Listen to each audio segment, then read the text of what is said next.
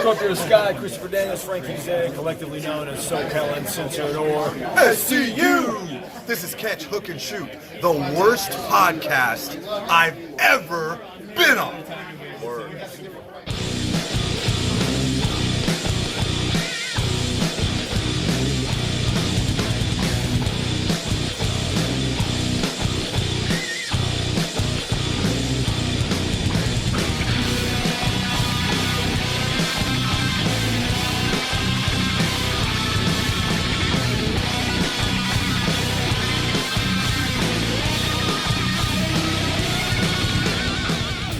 Hey, what's going on, everybody? Welcome to Catch, Hook, and Shoot, the best podcast you've never heard of. My name is Tom. I am your host. Today is Sunday, August 30th, 2020. Today is the day of WWE Payback, second pay-per-view in 2 weeks. We'll be getting to that in a little bit. But first of all, as always, I want to thank everybody for listening, watching, and subscribing on YouTube, Podbean, Spotify, Apple Podcasts, or wherever you get your podcasts from. Make sure you're following on social media on all platforms. You can find the show at catchhookshoot. Head to patreon.com/catchhookshoot, which is still under construction. Just bear with me, guys. Then ProWrestlingTees.com/catchhookshoot for your t-shirt needs, and our brand new web store, catchhookshoot.bigcartel.com, for t-shirts and hats that are not available on Pro Wrestling Tees. And if you ever want to shoot me an email, it's catchhookshoot@gmail.com. So starting off the show on a little bit of a sad note this week, we had another loss in the wrestling world. Bullet Bob Armstrong passed away this week at the age of 80. Bullet Bob, of course, just a great wrestler in his own right, and of course the father of all of the Armstrong family: Brad Armstrong, Scott Armstrong, Steve Armstrong, the Road Dogg, Jesse James, or BG James, or whatever you want to call him. Huge loss to the wrestling world. Bullet Bob Armstrong passed away at the age of 80. So let's get into all of the goings on in professional wrestling this week, starting off like we always do with the match of the week.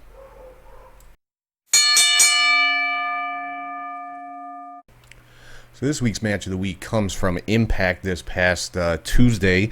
It was their Emergence event, night 2, and the match of the week is the 30-minute Iron Man match for the Knockouts title between Jordynne Grace and Deonna Purrazzo.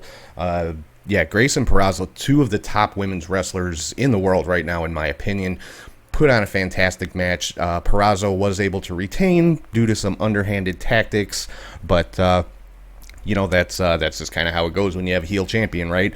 But fantastic 30-minute Iron Man match between Jordynne Grace and Deonna Purrazzo. If you have not seen it, definitely go back and check it out. Like I always say, if you're only going to watch one wrestling match this week, make it Jordynne Grace and Deonna Purrazzo from Impact Wrestling Emergence Night 2, 30-minute Iron Man match for the Impact Knockouts Championship. So, coming up next on the show, let's get to my top 3 highlights of the week, and that is called the 3 Count. First up on the 3 Count, the big dog is back. Roman Reigns made his return at the end of SummerSlam, at the end of the Universal Championship match. We'll get into those SummerSlam results in a little bit here, but at the end of the match, Roman Reigns came out and attacked both Braun Strowman and The Fiend. So, me personally, I was glad to see him back. I know I've said on the show before, WWE needed him back on TV. So, Roman Reigns has made his return to WWE, and he is obviously looking to get back that Universal Championship. Number 2 on the 3 Count, also concerning Roman Reigns. Apparently, Roman is now a Paul Heyman guy. If you watch Smackdown on Friday, at the very end, Adam Pearce brought him the contract for the triple threat match coming up at Payback between Strowman, The Fiend, and Roman Reigns. And when Roman signed the contract, he made the comment, he's going to get his Universal title back, and used the familiar catchphrase, "That's not a prediction, that's a spoiler."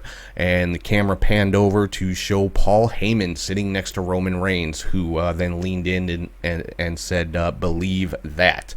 So Roman Reigns, Paul Heyman guy, and apparently this is a heel turn for Roman Reigns, which I I'm 100% behind. So I'm very, very anxious to see where this is going to go. So I'll get into my preview and predictions for Payback here in a little bit as well. And number 3 on the 3 count, Killer Cross, or Karrion Kross, relinquishes the NXT title due to a shoulder injury that he sustained at TakeOver during his match with Keith Lee to win that championship. So yeah, Cross didn't even get the opportunity to defend that title. Apparently he's going to be out a little bit with a shoulder injury. So hopefully he heals up quick, and whenever he does come back, I'm sure he's going to have that title right back. So getting into the news and rumors and highlights of the week, let's start off with the SummerSlam results. Apollo Crews retained the U.S. title against MVP. Bayley actually was able to defeat Asuka to retain the Smackdown women's title, but Asuka was able to defeat Sasha Banks for the Raw women's title. Now this, of course, just adds to the dissension between Bayley and Sasha Banks because, Bayley basically kind of not able to, not really not able to, but didn't really help Sasha to retain her title, and Sasha was visibly unhappy about that. So definitely adding to the dissension and the eventual, I'm sure, breakup of that team. The Street Profits picked up the win against Angel Garza and Andrade to retain the Raw Tag Team titles. Mandy Rose defeated Sonya Deville, so Sonya is quote-unquote out of WWE. This was a loser leaves WWE match, changed from what was originally a hair versus hair match. Now, obviously Sonya's going to be back at some point. She's, of course, got a lot of personal stuff going on with the break-in and all that stuff that happened at her residence not that long ago. So, Sonya Deville taking some time away, and I'm sure when she comes back, she's probably going to get a monster push in the women's division, which she absolutely deserves. Seth Rollins did defeat Dominic Mysterio, but that was actually a very, very good match. That was a contender for match of the week, honestly, considering it was Dominic's first professional match. It was fantastic, but Rollins was victorious in that one. Drew McIntyre was successful in defending the WWE Championship against Randy Orton, and The Fiend defeated Braun Strowman to regain the Universal Championship. And the end of that match, of course, as I just talked about, is where we saw Roman Reigns return and attack both men, leading to the triple threat match coming up tonight at Payback. On Monday Night Raw, we had Randy Orton attack Drew McIntyre yet again, hit him with 2 punts to the head right at the top of the show, basically that led to the debut of Keith Lee on Monday Night Raw. So that a lot of people complaining, why'd they take the title off of Keith Lee so quick? Well, obviously this is why. He is now a part of Monday Night Raw. Had a pretty good match with Randy Orton. That match was interrupted by Drew McIntyre, and that resulted in a third punt, which WWE is going with the story that this is now a career-threatening injury for Drew McIntyre, possibly a skull fracture or something like that. Obviously, it's storyline. They're stretching this story out. The rivalry between McIntyre and Orton, which is great. I mean, I like the rivalry between these two guys, so for them to extend it and then insert Keith Lee in there to get him involved with one of the top stars on Raw, I think is very, very good. We saw, again, MVP continuing to try to recruit Cedric Alexander into the Hurt Business, and I'm pretty sure he's going to go at some point. You're seeing the doubt in Cedric. You're seeing him kind of not really clashing with his partners or his allies, but they're dropping the hints here and there. I'm pretty sure Cedric Alexander will be part of the Hurt Business eventually, and then along the same storylines, we saw Apollo Crews actually defeat Lashley in an arm wrestling match. I'm not real fond of these kind of spots, the arm wrestling and the stuff like that, but it is what it is. Natalia and Lana had made an appearance in the ring. Haven't really seen too much of them, but apparently they are now involved in a storyline with Mickie James, which is very good to see Mickie James back in the ring.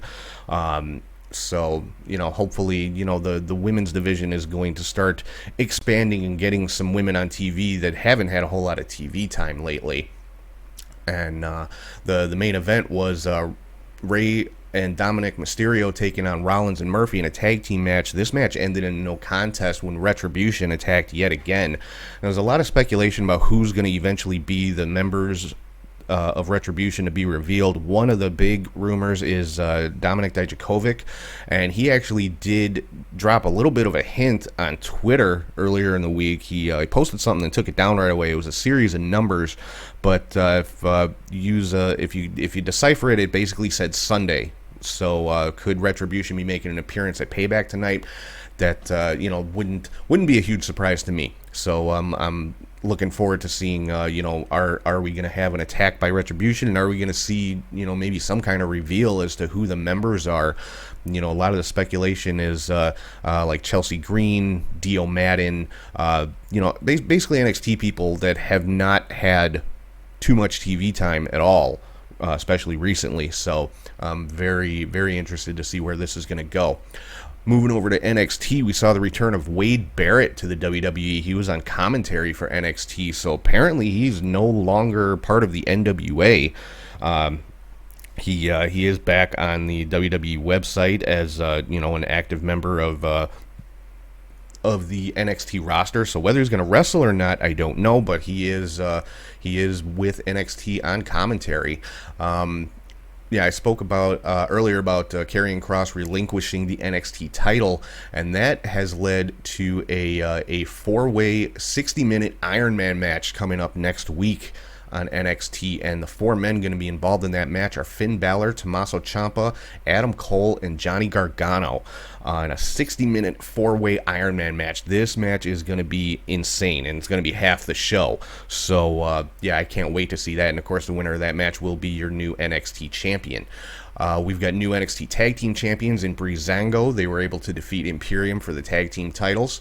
Saw the return of Tommaso Ciampa to NXT. He's been gone for a couple of months, and he basically came out and destroyed Jake Atlas. And a lot of people were calling this a heel turn, but Ciampa always had the heel tendencies like that. So I wouldn't necessarily call it a heel turn, but he's definitely showing a little bit more viciousness, which I like.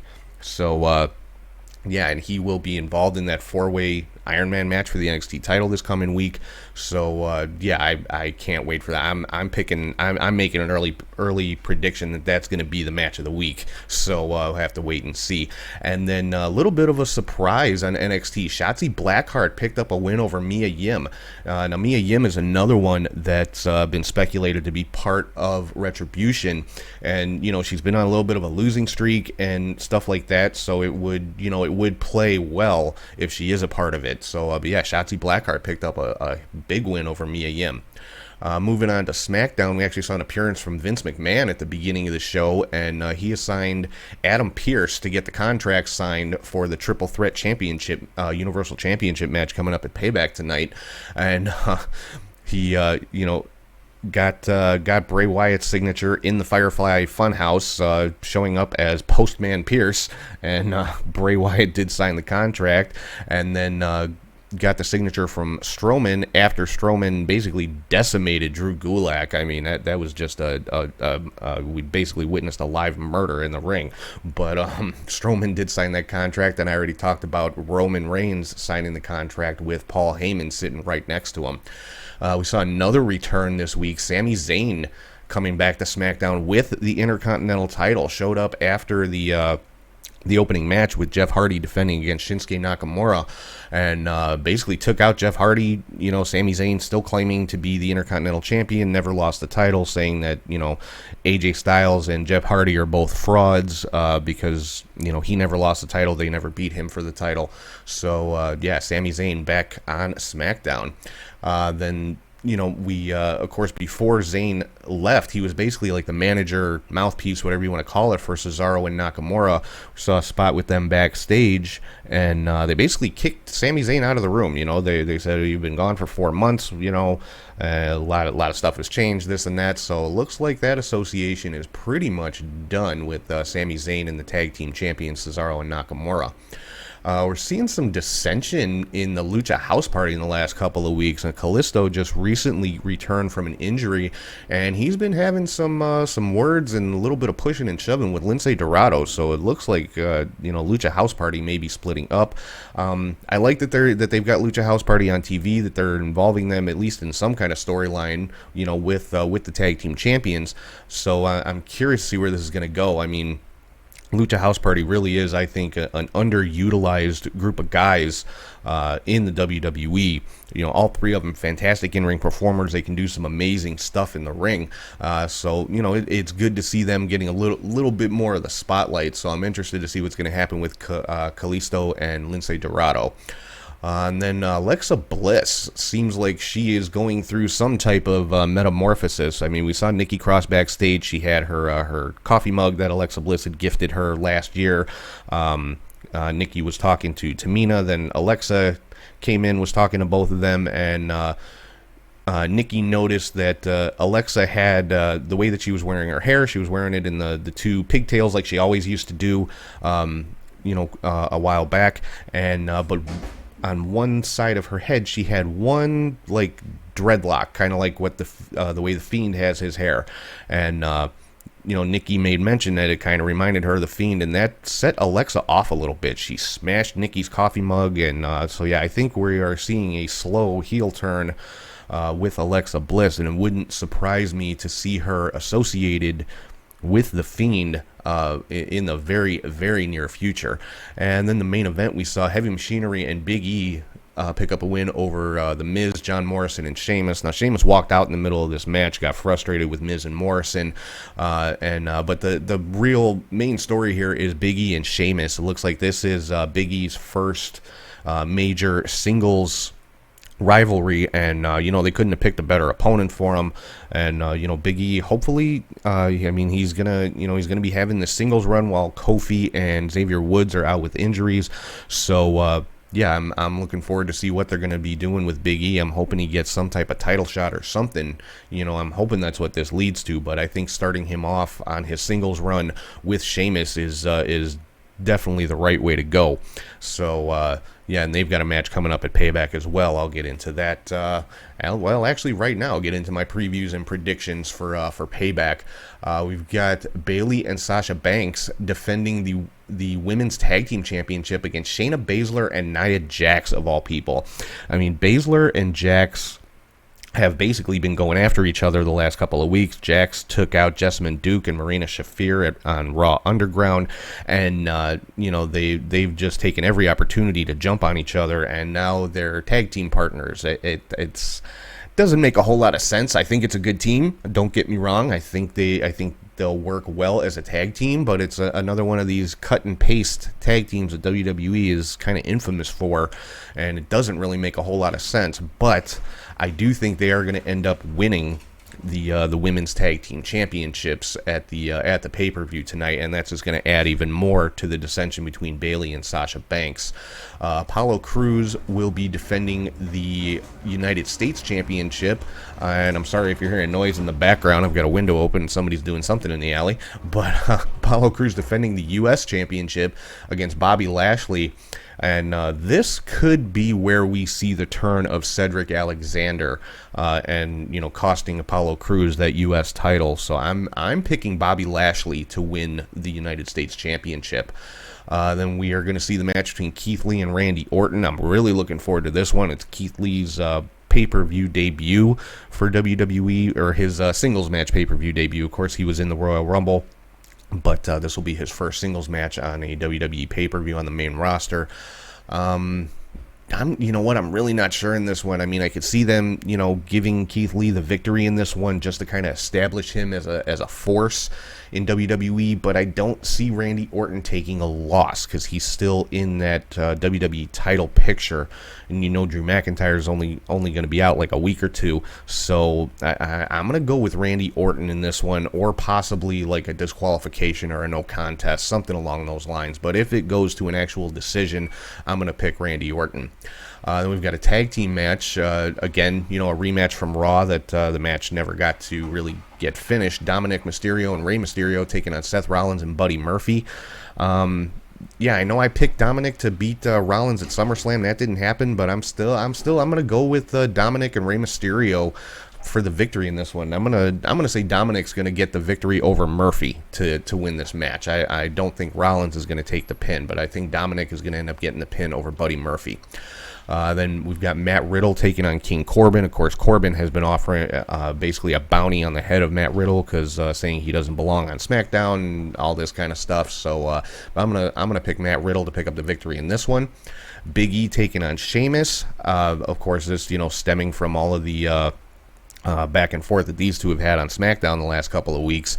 I'm gonna pick Big E in this one to pick up the win and get his singles run off to a good start. And then for the WWE Universal Championship, we've got The Fiend defending against Roman Reigns and Braun Strowman. I'm actually gonna pick Roman Reigns to win this one, and I think he's gonna pick up the victory over Strowman. I don't think The Fiend is gonna take the pin. Because they're going to continue to make The Fiend look strong because he is the pretty much the top guy on SmackDown, but Roman Reigns is also going to be in that top spot.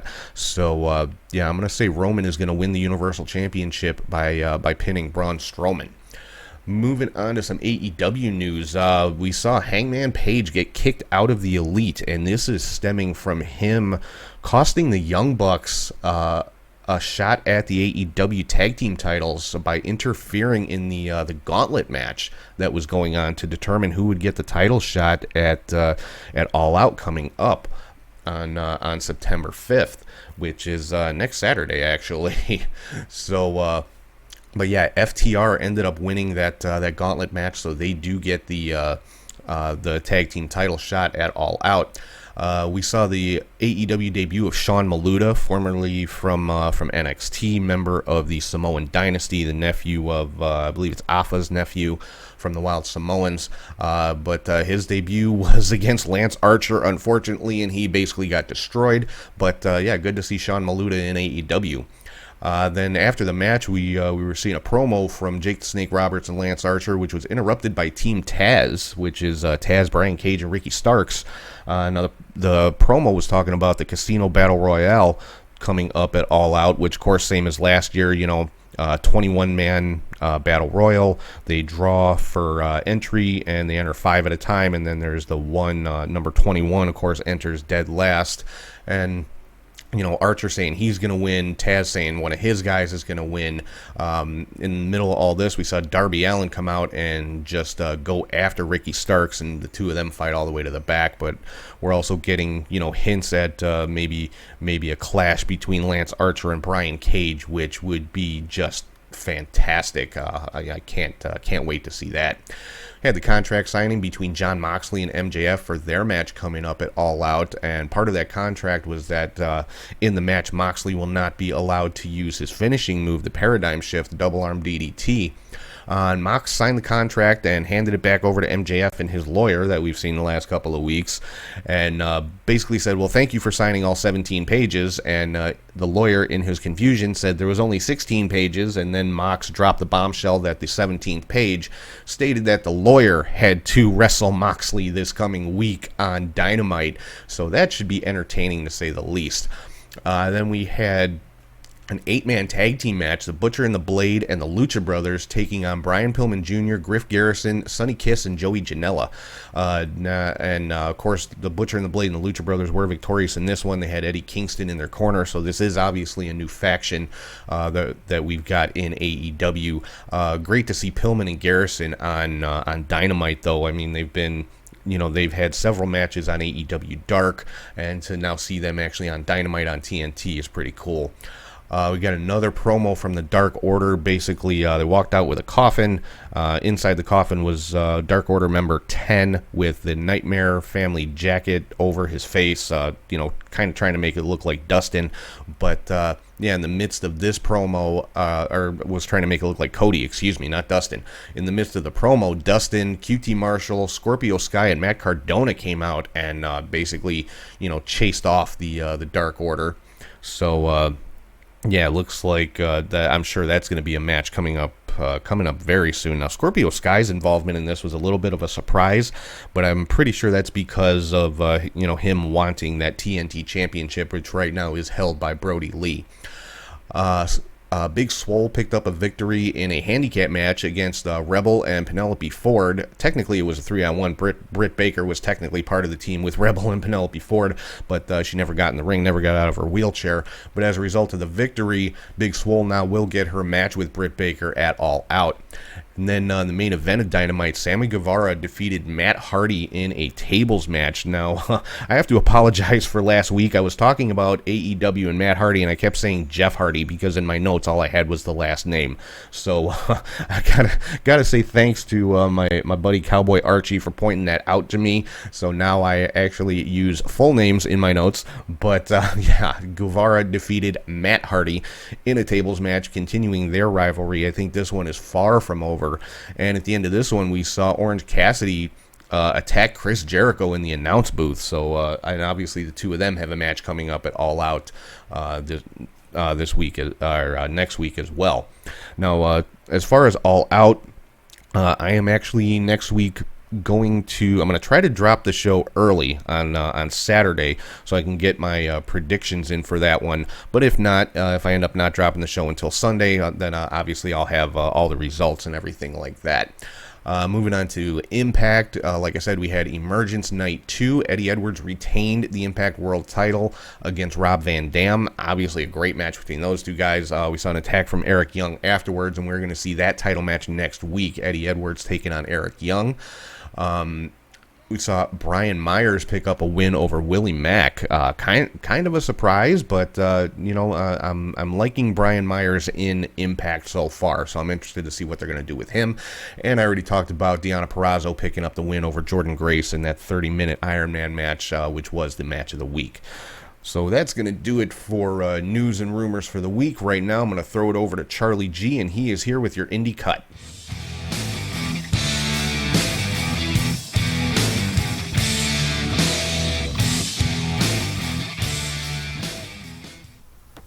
Thank you, Tom, and hey there, wrestling friends. I am Charlie G with your Indie Cut. There was more wrestling action this week and some news, so let's begin with the news I forgot to talk about last week, and that is the DDT Iron Man Heavy Metal Championship being won by Dean Malenko. That's right, Malenko defeated both Sammy Guevara for his Pakistan title and Joey Janela for his DDT title with a hard wrist lock and an armbar to win both. You can check out the footage on Sammy Guevara's YouTube vlog number 282. Kind of funny, and I suggest you take a look at it if you want to see Dean Malenko win the DDT Championship. Can't wait to see who wins it next.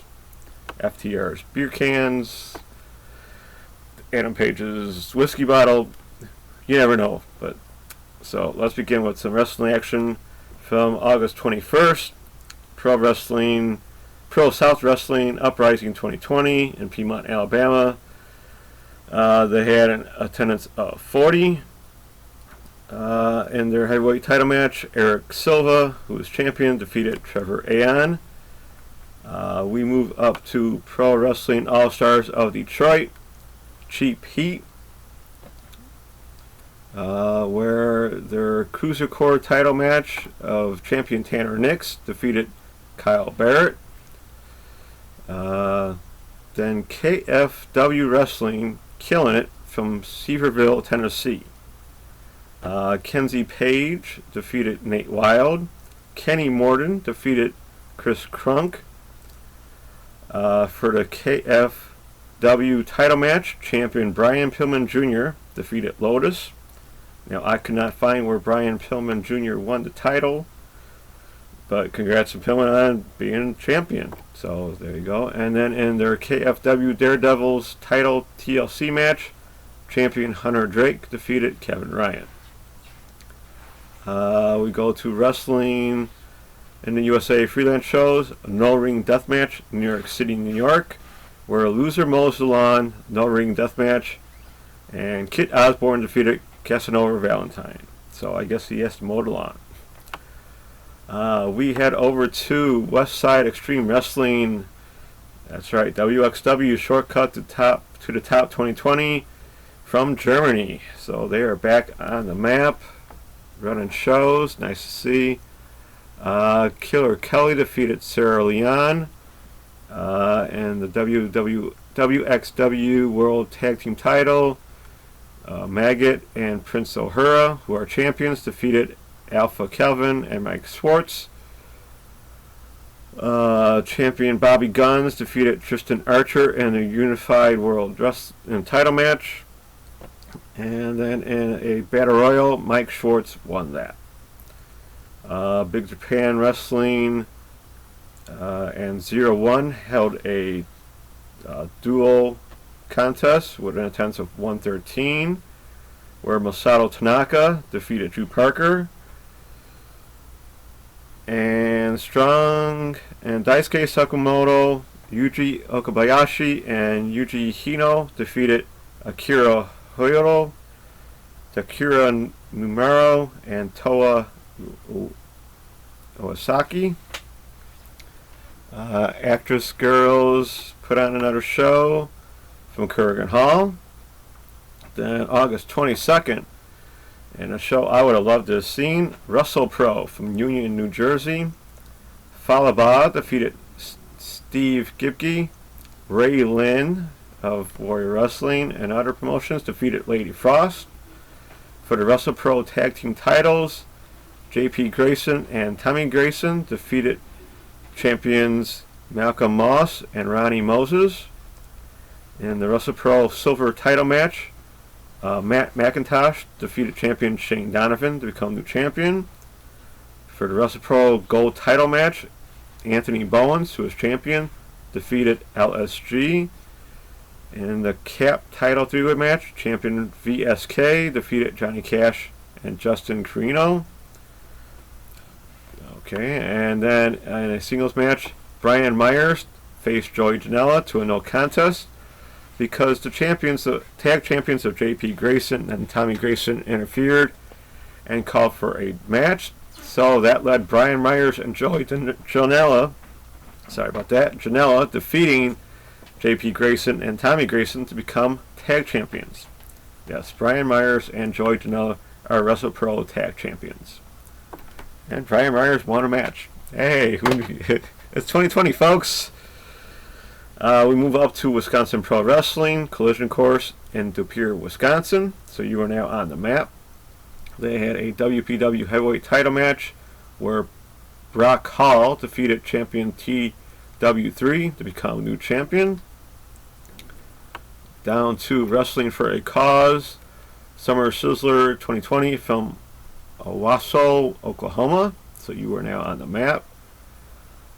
In their heavyweight title match, Alex Royal defeated champion Sam Stackhouse to become new champion. In a Universal Wrestling Enterprises No Bummer Summer from Cadillac, Michigan, they held a show where in their heavyweight title match, Yanni Gionos, champion, defeated Eric Freedom. In a Stan Styles Intergender Bonanza 6, Stan's Birthday Bash from Williamstown, New Jersey, Ava Everett defeated Mr. Ooh La La. In their Intergender Bonanza title 5-way match, champion Ray Lynn, she was kind of busy these days, defeated Drew Blood, Mike Law, Xavier Cross, and Joey Sky to retain. Then in the tag match, Matt Tremont and Stan Styles defeated Jimmy Lyon and Mark Angel. Then down to Southern Fried Championship Wrestling from Loganville, Georgia. They had an attendance of 320, so good, very good for them. The tag team of Griff Garrison of AEW Dark and Dynamite this week, and Marcus Cross defeated CT Keys and Tyler Culprit. Then they're at the Southern Fried Tag Title match of Adrian Hawkins and Bobby Moore defeated champions Billy Buck and Matt Sales to become new champions. And in a non-title match, Corey Hollis and Michael Judas went to a no contest. Then we go to SCW Pro Rock Island in the Sun from Rock Island, Illinois. So nice to see them running a show. In their SCW Pro title match, the one called Manders, who was champion, defeated Connor Braxton. There are two Lucha Libre and Laugh Good News Everywhere shows from Denver, Colorado. Nothing of big importance there. Then Laredo Pro Wrestling Guild from Forsyth, Georgia, with a 10 to 150. You are now on the map with their Laredo Pro Lionheart title match with champion Friday defeating Tony Storm, and Laser defeating George North. Not sure if he was George South, this be calling George North. I've seen that happen before with him. And then in the main event, it was Doc Gallows teaming with Leva Vanez to defeat Eric Harris and Alexander Koloff. So that one had to be a good match. Then to Game Changer Wrestling, Tournament of Survival 5, Atlantic City, New Jersey, in the Sandlot at the Showboat. Alex Colon defeated Ricochet Page to win that very bloody tournament. Then to Black Label Pro for the second show of the day. We're back, a wrestler story from Crown Point, Indiana. Joey Bishop defeated Gary J. He had helped to win. Trey Miguel defeated Trey Lamar with a top rope Meteora in a very good match. In a four-way match, Dan the Dad defeated Cabana Man Dan, Colin Delaney, and the Man Scout Jake Manning. During the match, all four fought in a tent. Then Dan double powerbomb suplex Man Scout through the tent. And then Dan the Dad won with a figure four on Man Scout for the win. It was a fun match, I must say. Then it was for the Black Label Pro tag titles. Besties in the World, Davey Vega and Matt Fitchett defeated champions Danhausen and Ethan Page to become new champions. They hit Danhausen with a double knee brainbuster to become new champions. This was also a very good match. Always nice to see Besties in the World, Danhausen and Ethan Page on any show. So nice to see. Effie defeated Gangrel. Yes, Gangrel of all people. Effie won with a roll-up as Gangrel was trying to grab his finisher in a decent match. Then the newly crowned Black Label Pro champion Jake Something defeated Chris Masters with a Black Hole Slam. Billy Starks defeated Elena Black with a behind-the-back tombstone piledriver in a very nice but short match. Big Beef defeated Levi Everett with a big top rope splash after a distraction from Mickey Knuckles. I believe it's a different Mickey Knuckles, but a few years have gone by, you never know. And then for the Black Label Pro Midwest title, champion Kylie Ray defeated Blake Christian with a Russian leg sweep into her smiley crossface. This was an awesome match and match of the weekend in my opinion. Blake even put over Kylie for being so good at the end of the match. So check that out if you can. That is Black Label Pro. Let me go back up. Black Label Pro. We're back, a wrestler story. So check that out if you can. Then there was a Black Wrestlers Matter show from Des Moines, Iowa, where JC defeated Airwolf and JDX defeated ACH.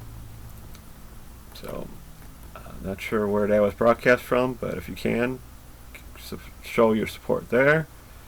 Then East Coast Pro Wrestling Celtic Chaos 2020 from the Reserve Mines in Nova Scotia, Canada. So you are now on the map.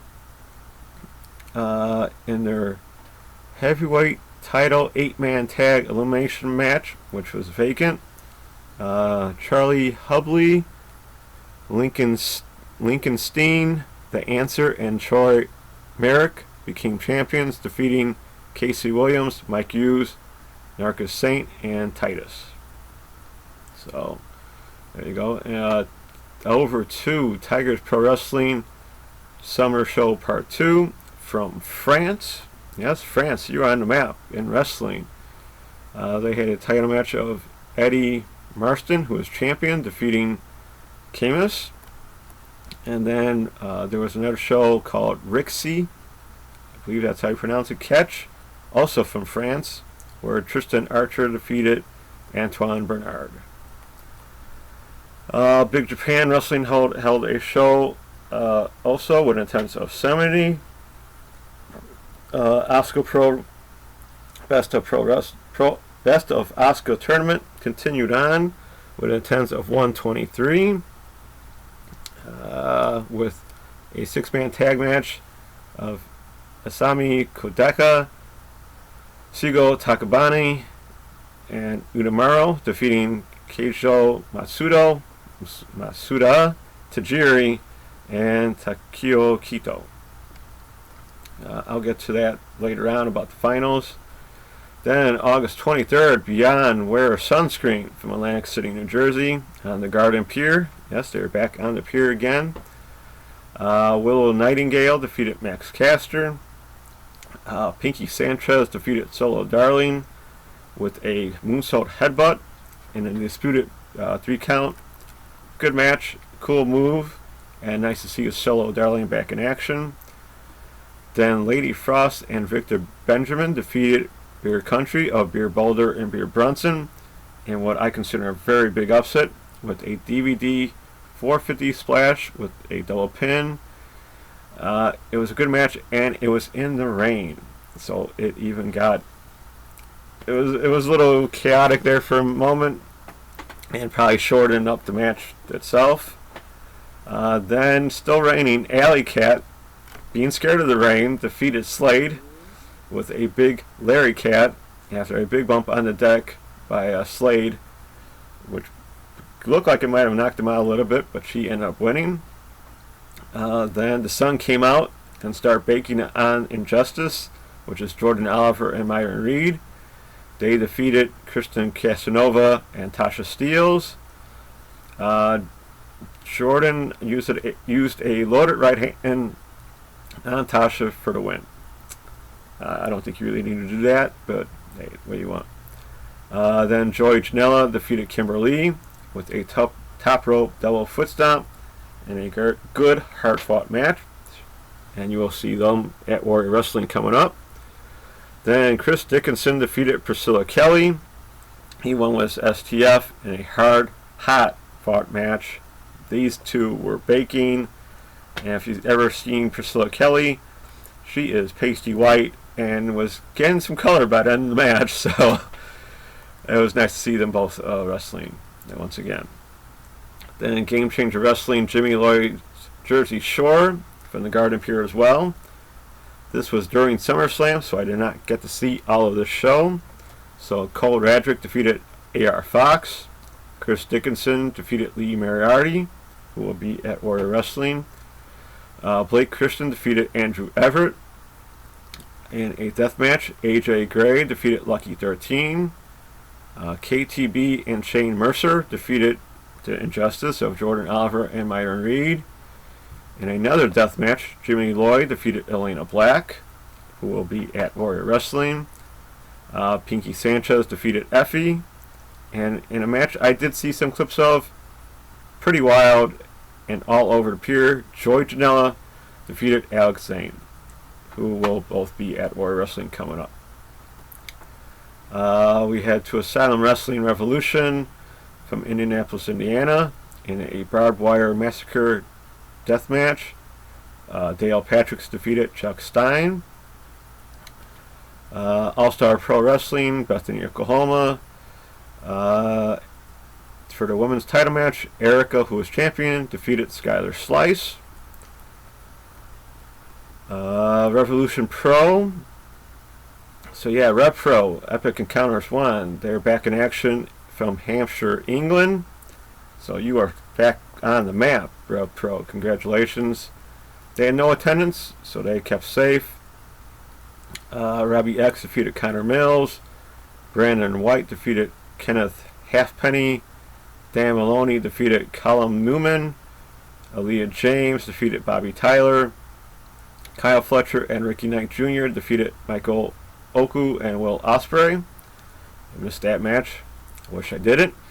Then Rev Pro Undisputed British Women's Title match. Champion Giselle Shaw defeated Jamie Hayter. So nice to see Rev Pro back in action. And they will be doing another show soon, I believe. So good on them. There was a Pro Wrestling Wave Sunday show, volume 39, with an attendance of 120. Pure J with an attendance of 30. And Ice Ribbon, new Ice Ribbon 1065, where Risa Shera defeated Yuki Masahiro. Dragon Gate, the Gate Adventure, Day 7. They had a noon show.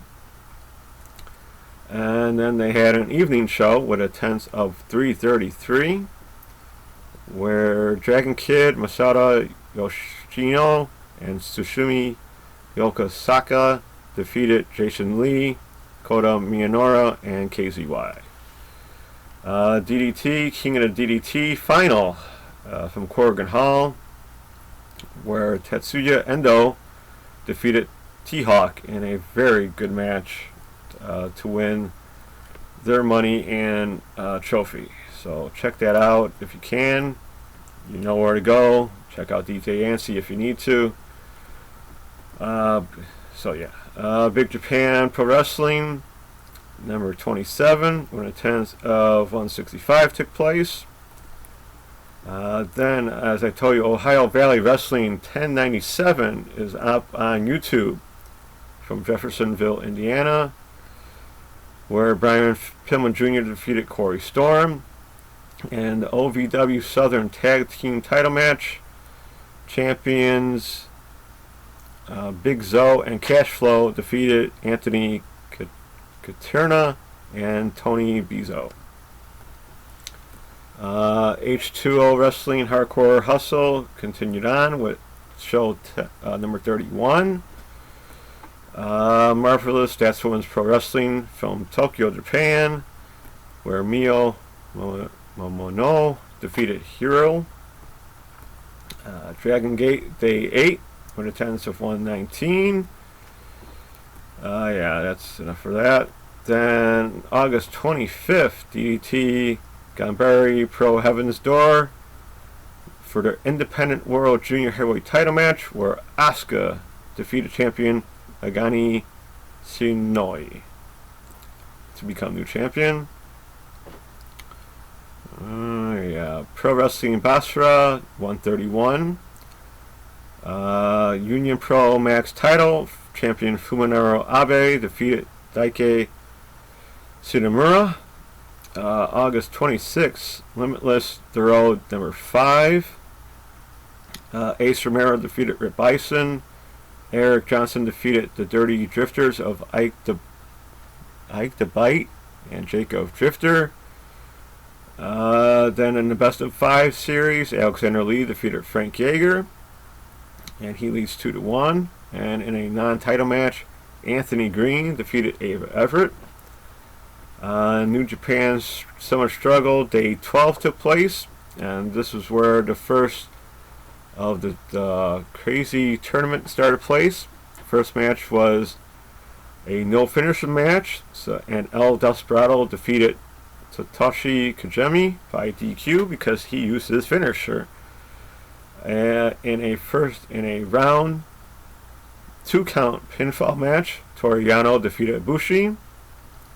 In a submission match, Sonata defeated Sho, and a very good match, I must say. Sho is really standing out. Oh, speaking of Sho and Yo had to relinquish their junior heavyweight tag team titles, so they will probably have a junior tag team match coming up for New Japan, so I will keep you informed on that. Then in a 3-on-1 handicap match, Okada defeated Gato, Jado, and Yujiro Takahashi. So they all four met last night. I'll get to that in a moment. Sealing held their 5th anniversary show on YouTube, so I won't tell you too much about that show. August 27th, New Japan held Day 13 with almost all tag matches, but they had an attendance of 643, so that's pretty good. Noah Go For It 2020 took place. Nothing really big happened there. Same with Dragon Gate Day 9 with a attendance of 190. DDT, if you lose Current Blast on the Street show, this took place in an amusement park. I have not seen any footage of this yet, so we'll get to that maybe next week, if at all. So, yeah. Big Japan Wrestling, Uno Pro Wrestling Summer Festival, Day 1, Part 1, with an attendance of 115, and an outdoor stage took place. And then Part 2 later on, with an attendance of 120, took place. So 5 more people showed up for their evening show. I Believe in Wrestling 210 from Winter Park, Florida. Team Vision Dojo rookie title match. Nick Quinones defeated champion Jimmy Taylor to become the champion. And then in the AWA Florida Tag Team title match, Amber Nova and Dion James defeated champions Blake Banks and Daniel Lacey to become new champions. So nice for Amber Nova to get more titles in there. August 28th, Middle Kingdom Wrestling from Harbin, China. They're on YouTube, so check that out. That's Middle Kingdom Wrestling. Oz Academy had a show with an attendance of 999, so that's really good for them. Champion Mayumo Ozaki, who is their Academy Openweight title holder, defeated Soro Oni. Alright, then WXW was back in action. No title matches in that, so no need to talk too much. Then mid-evening last night, Premier Wrestling Federation held a Colby Carino's Backyard Wrestling Party. Yes, in Colby Carino's backyard, which is pretty much the front yard, because they wrestled till the streetlights came on. Kind of cool, kind of a throwback from your days when you had to go home when the lights came on. They kept wrestling and for like 5 minutes afterwards. So Bojack defeated Antonio Ace, Donnie Ray, Lindsey Price, Jay Malachi, and Flex Simmons. Then Dave and Zane Dawson defeated Blanco Loco and Ellie, who's a cool tag team, by the way. Oh my bad. And then Dudes with Attitudes, Joe Harrison and Mikey Phillip, they won. They're the PWF Tag Champions. That was a pretty fun match. Then for the PWF title, champion Mason Miles defeated Patrick Scott and TGA Moss.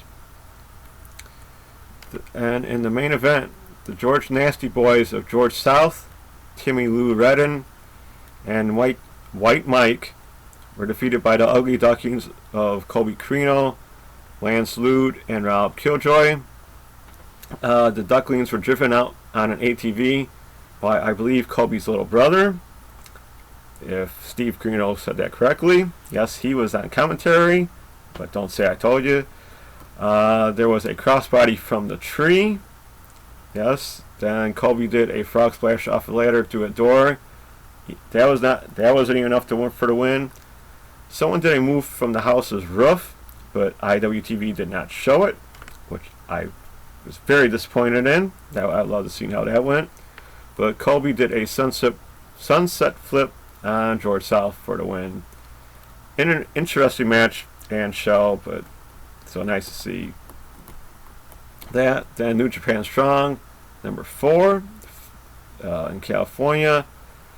In an 8-man tag match, Agent Quest, Bear Brown, Blake Christian, and Mysterioso Jr. defeated ACH, Clark Connors, Carl Fredericks, and TJP in a very cool match. And in their main event, it was Chase Owens defeating PJ Black. Yeah, don't get me started on that. Then Goto Move, Shaka Pro, number 43. Rookie's first anniversary show. It's on YouTube, so check that out. Asuka Pro Summer attends 111.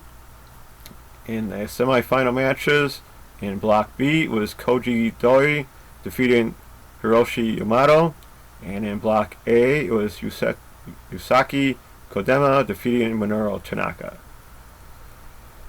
Then on to earlier today, August 29th, Riot City Wrestling, number 215, back from Hinsmarsh, Australia, for the RCW title. Champion Rocky Marnero defeated Jeff Armstrong.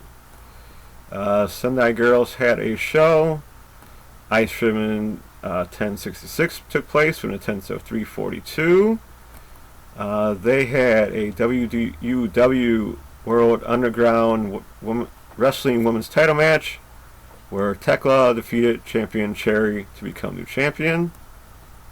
Then my favorite, Tokyo Pro Princess Cup Day 5, the final, due to their taking a week off due to coronavirus. So the final was Mizuki defeating Soka Nakajima in a very good match.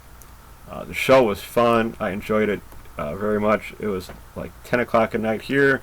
It was over a little after midnight. So if you could check out Tokyo Pro, please do. You know, check out DJ Antsy. He showed it live, so that was pretty good to see. Then from later in the morning, or early morning, or however you want to call it, New Japan Summer Struggle in Jinju, from the Jinju Stadium with an attendance of 4,710. So they got what they came for.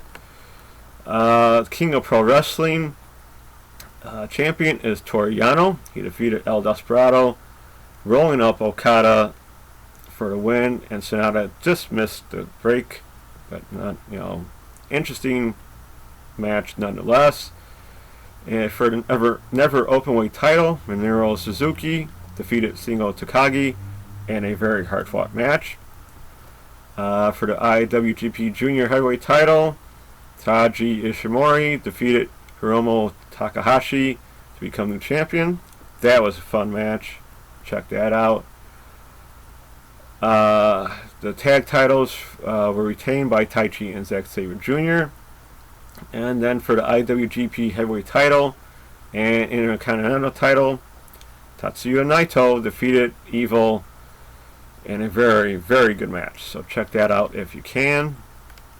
Then early this afternoon, live on Twitch from Played by Julian. That's Ethan Page. He did his Alpha 1 show, Escape from Your Basement, in a parking lot in Oshawa, Canada. At one point, they had over 15,000 viewers, so very good for Ethan Page. Fight or Flight, which is Firza and Von Vertigo, lost to the Space Pirates, my friends of Shane Saber and Space Monkey. They are now the #1 contenders for the tag titles, so very nice to see. Jesse V lost to Travis Moore. Jesse V defeated Travis Moore and Mike Forte. Then All Eagle Ethan Page defeated Kobe Durst with his Big Boy Bomb in a very good match. Then they had an Alpha 1 Outer Limits Championship Hardcore Elimination match with champion Steve Brown defeating the Jody Threat, Holden Albright, and BMD. That was a pretty good match where the Door almost won, but so check that out on Twitch if you can. It's Played by Julian. And in the main event, it was champion Mark Wheeler, who was her alpha male champion. He defeated Josh Alexander when his helper Jesse V interfered with a one-arm powerbomb while the ref was knocked down. Fun show nonetheless. Check it out. Help out Ethan on his Twitch stream if you want. I know I tried my best. And maybe even Space Monkey will say hi to you, which he did to me, which is very cool. So that's a wrap for me. Sorry I'm so long yet again. Till next time with any more indie news or shows that come about, don't forget to look out those Twitch streams on YouTube and Twitch. Check out Get the Tables. Get the Tables. You're now pretty cool in my book. Thanks for saying hi to me. DJ Yancey, Saz Variance, and WrestleCast Radio. You know where you guys stand with me. You're all cool. Thank you for watching or listening. Hope you enjoyed the cut. Stay safe, take care, and be kind to everyone. Back to you, Tom. All right, that was Charlie G with your indie cut for this week. Thank you as always, Charlie, doing a great job contributing to the show. So normally this is where I would have the fan of the week, but honestly I haven't been spending much time on social media lately other than just kind of checking it out, retweeting stuff. So I don't have a fan of the week this week, unfortunately, but I will try to obviously get back into that part of the show in the near future. But for right now, we're going to move on to the next segment where I get to play armchair promoter a little bit, and I'm talking about the fantasy booker.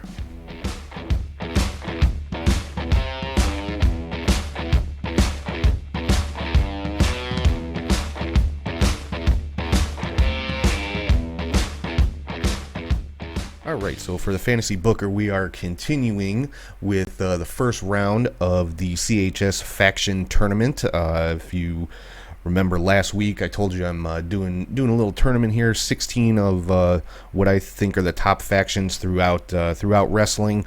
Last week we had the Four Horsemen going over on the NWO.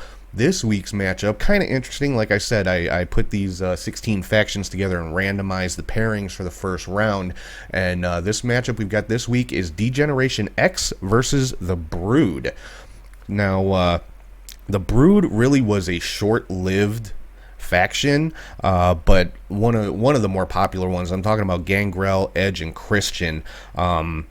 This is when Edge and Christian were pretty much brand new to the WWE. Were put together with Gangrel, had the kind of vampire gimmick, had what I think is the coolest entrance in the history of pro wrestling, coming up through the Ring of Fire and the stage. Here this week they're matched up against DX, probably one of the top 2 or 3 factions ever in the history of professional wrestling. And this version of DX that I'm talking about is, of course, Shawn Michaels, Triple H, X-Pac, and the New Age Outlaws. That's the version of DX that I'm using for this.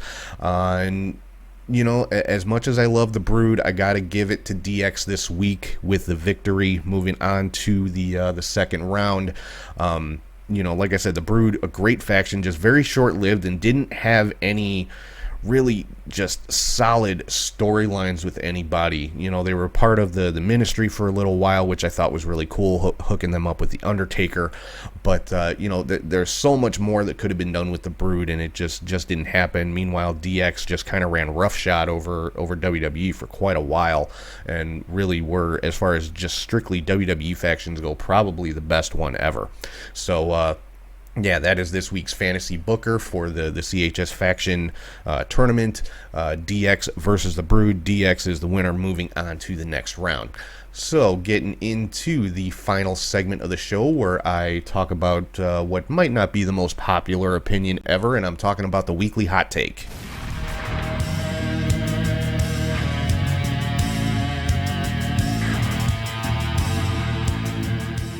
My hot take for this week is this: Roman Reigns' return and heel turn is exactly what WWE needs right now.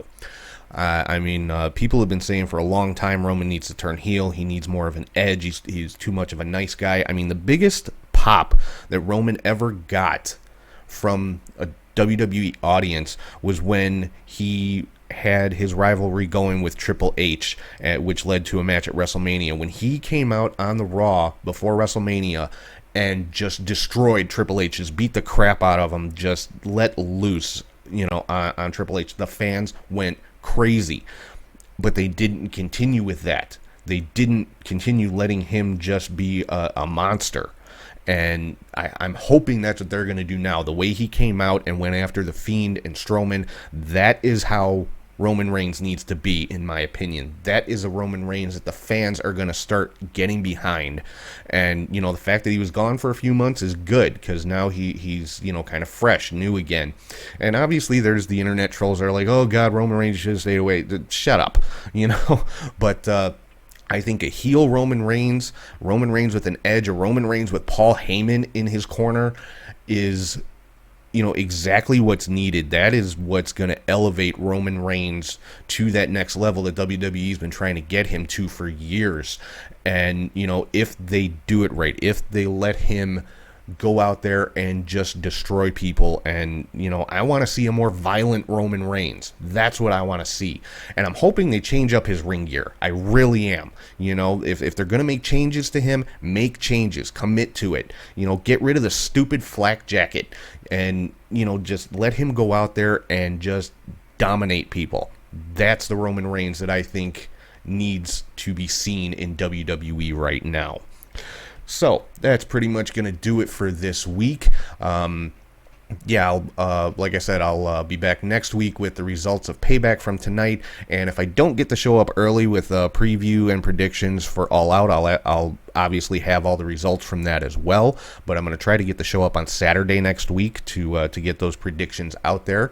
I didn't do it this week because I don't think the card is 100% finalized. We still have one more Dynamite. So, that's my plan, to put the show out on Saturday next week so I get the previews and predictions in before All Out. So once again, I want to thank everybody for listening, watching, and subscribing on YouTube, Podbean, Spotify, Apple Podcasts, or wherever you get your podcasts from. Make sure you're following on social media on all platforms. You can find the show at catchhookshoot. Patreon.com/catchhookshoot is still a work in progress. ProWrestlingTees.com/catchhookshoot for all your t-shirt needs. Catchhookshoot.bigcartel.com for other t-shirts and hats that you won't find on Pro Wrestling Tees. And the email, as always, is catchhookshoot@gmail.com.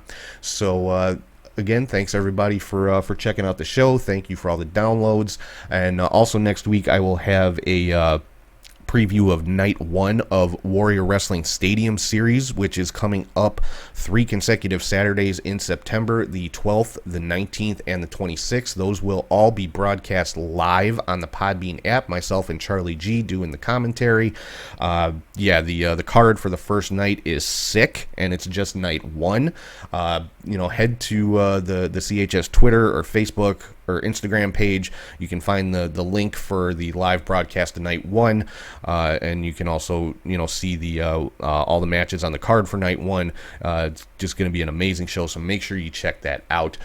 So with that, I am going to sign off. Hope everybody has a great week. Enjoy all of the wrestling coming up this week, and I will talk to you guys soon.